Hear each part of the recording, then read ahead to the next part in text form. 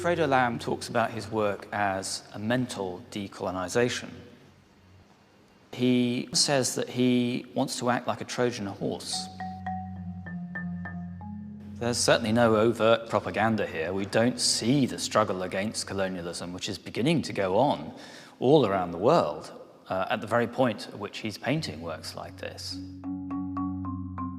These paintings appear to be big, ambitious works of a European avant-garde painter.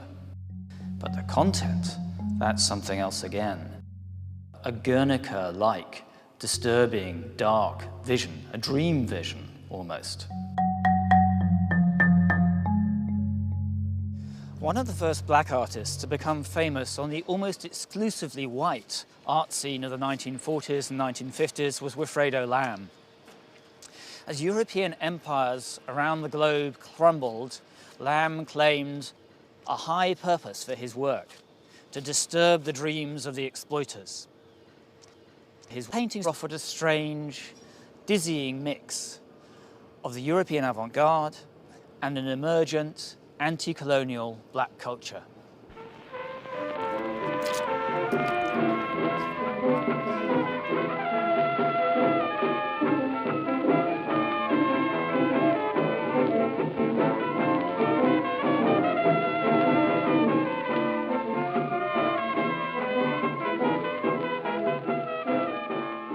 Wifredo Lam was an extraordinary figure in many ways. He was born in Cuba, has a middle-class upbringing, underwent academic training in painting there, and then, like many of his compatriots with those interests, he went off to Europe to study in depth European art.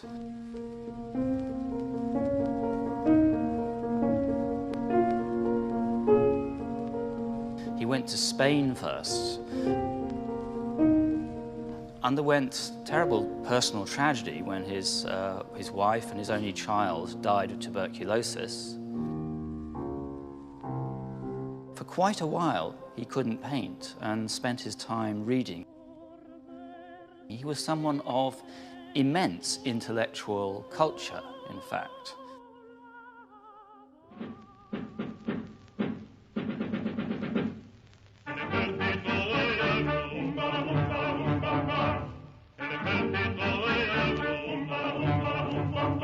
Lam is in many ways radicalized by the Spanish Civil War. He starts to take a serious interest in Marxism. He also fought and was wounded. Lam was connecting the history of his people, the Cuban people, the slave trade, of all the depredations of colonialism to the Spanish situation.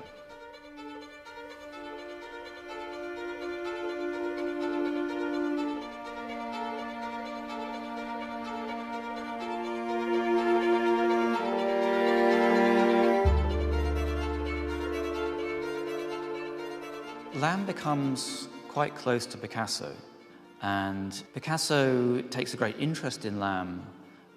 Picasso, of course, has been using African motifs in his art, particularly masks of sub-Saharan Africa, for really a long time.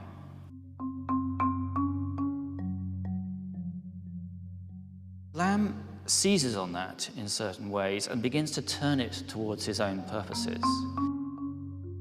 These so-called primitive elements are something that Lam very consciously moves towards and discovers, first in Europe, in fact.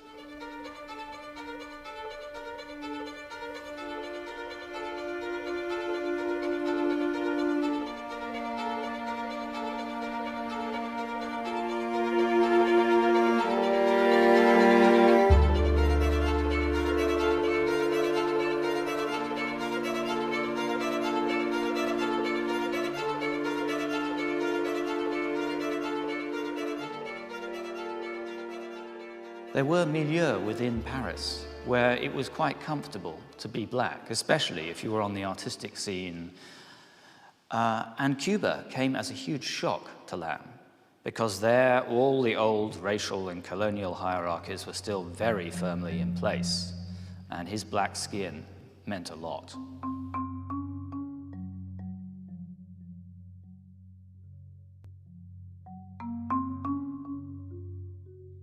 Lam, in reconnecting with black culture, became very interested in Santeria, which is a syncretic religion mixing African and Catholic strands and producing this remarkable hybrid.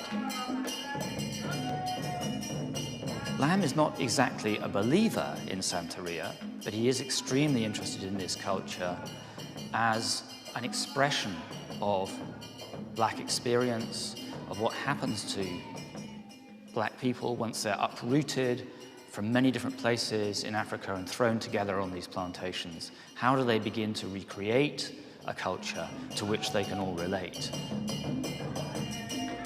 In this painting, Lam is loading avant-garde European forms and techniques with elements from Santeria.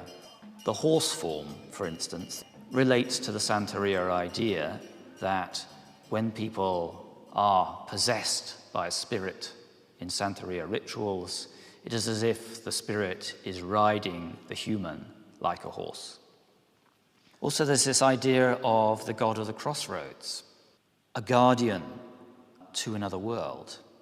So there's a sense in which this painting, with its strange forms, is opening up the imagination, freeing the spirit, giving you access to a world which is far beyond the rational calculations of the exploiters.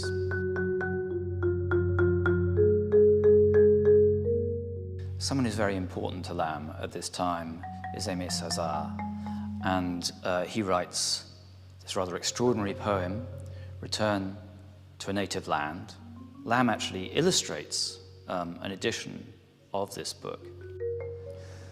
Lam and Aimé Césaire are trying to construct a culture of blackness which takes in the idea that these people have been uprooted from all sorts of different cultures, thrown together, oppressed, made to labor, but made to come together too.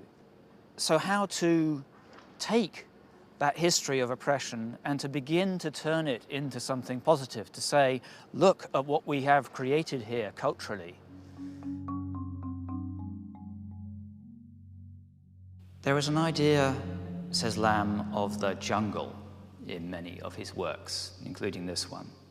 But it's not a real jungle. This is very important. It's a psychological place, says Lam, somewhere where the imagination and the spirit can run free, where the surrealist marvelous, too, perhaps, is in operation.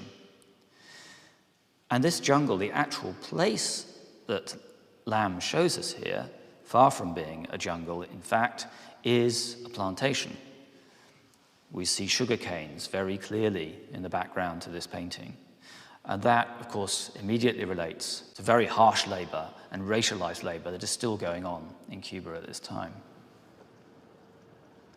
The strangeness of Lam's paintings come out of the idea that he is taking a culture which, for most European and American and Caribbean whites, is despised.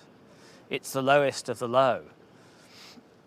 It's something which they would never normally contemplate or think about. And he allies it with the heights of the European avant-garde, starts to paint it in large paintings, oil on canvas, puts it in gilt frames, and brings it into the gallery and then eventually into the museum. So this is an extraordinary thing to do.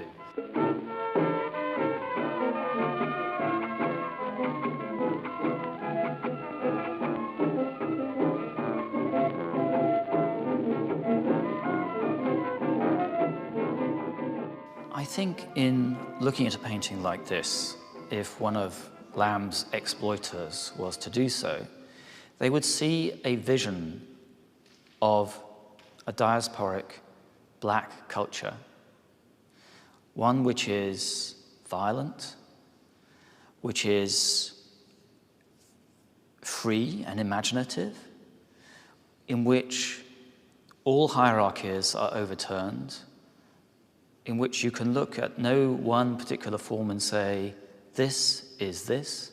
The idea of a secure, superior European civilization is overturned in a vision like this. And indeed, one might even think of some plantation owner lying awake at night, having been disturbed by a nightmare such as this.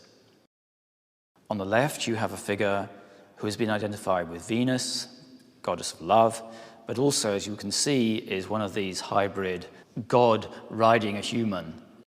On the right, there's a god of war, both Ares, but also a god of Santeria, a very aggressive black form with these spiky, violent elements.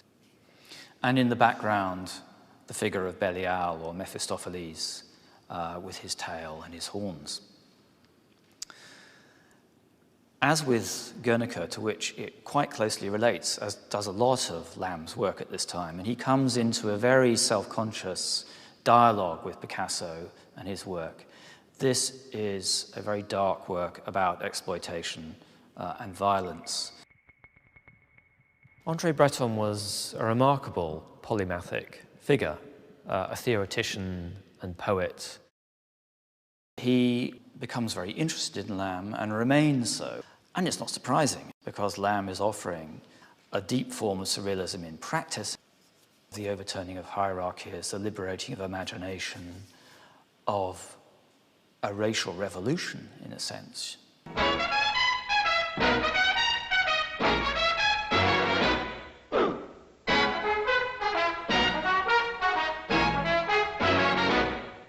In Europe, and indeed in Cuba, there was a culture of exoticism in which the so-called primitive gets simplified, sold. Lam says that he doesn't want to have anything to do with this selling of primitivism. He wants nothing to do with the cha-cha-cha, as he puts it. At the same time, I think that Lam believes that there is a black culture of an essential kind, which he, as a black person, can tap into. And he says something like that. He says, somehow I seem to be coming up with these forms of Santeria, but they're just coming out of my own consciousness. There's a way in which Lam plays to his blackness and to his Africanness. If you think about the terms in which Lam's art is described, particularly as it first emerges onto the art scene, it's always in terms of magic and mysticism and savagery and primitivism and all our dark atavistic urges. So there's this conservative hierarchy is still in place, in a sense, which allows Lam to be consumed. And Lam himself does say, for a long time I think my work won't be really understood. So he's, I think, aware of the danger that it may just get read again as a piece of consumable black culture, another piece of cha-cha-cha.